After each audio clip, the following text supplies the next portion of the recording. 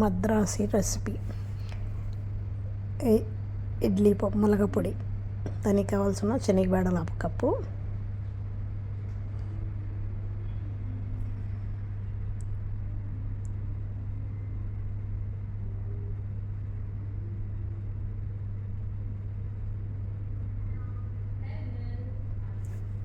తెల్ల నువ్వులు 1 కప్పు, మిరియాలు 1 టేబుల్ స్పూన్. ఇవి కొద్దిగా ఫ్రై చేసుకోవాలి దోరగా.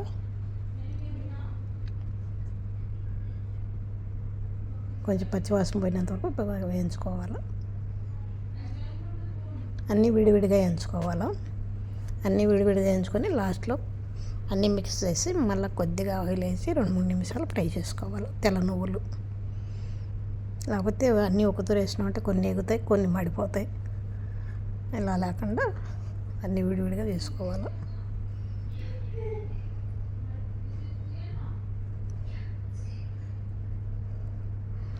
ఇప్పుడు కందిబేడలు కొద్దిగా, లాల్ మిర్చి, కరివేపాకు,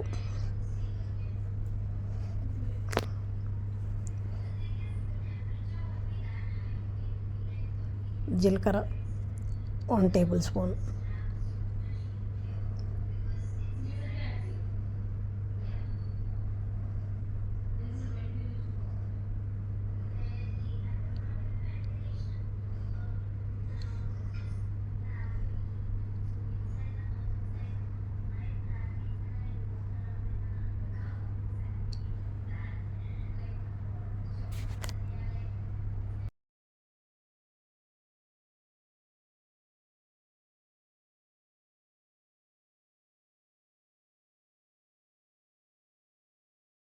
ఇప్పుడు ఇవన్నీ ఒక ప్లేట్లో తీసుకోవాలి. కొద్దిగా ఆయిల్ వేసుకొని మళ్ళీ అన్నీ మిక్స్ చేసి ఫ్రై చేసుకోవాలి. మంచిపప్పులు కూడా కొంచెం దోరగా వేయించుకోవాలి.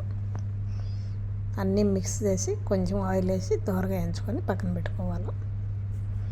ఇది చల్లారిన తర్వాత మనము మిక్సీ కుట్టుకోవాలి.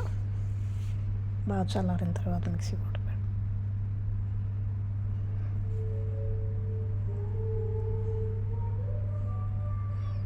అలా కొద్దిగా ఇంగువ, గార్లిక్, మనం గార్లిక్ వేసుకున్నామంటే బాగా టేస్ట్ బాగుంటుంది. ఈ పొడి కొద్దిగా మెంతులు అన్నీ దూరగా వేయించుకొని ఆయిల్ వేసి కొంచెం అన్నీ మిక్స్ చేసి బాగా మళ్ళీ వేయించుకోవాలి 2-3 నిమిషాలు. ఇప్పుడు చల్లారిన తర్వాత మిక్సీ కొట్టుకోవాలి. ఎక్కువ మెత్తగా సాఫ్ట్గా పొడి చేసుకోకూడదు, కొంచెం పలుగ్గా ఉండాలి. ఒక రవ్వ పలుకు ఉండాలి.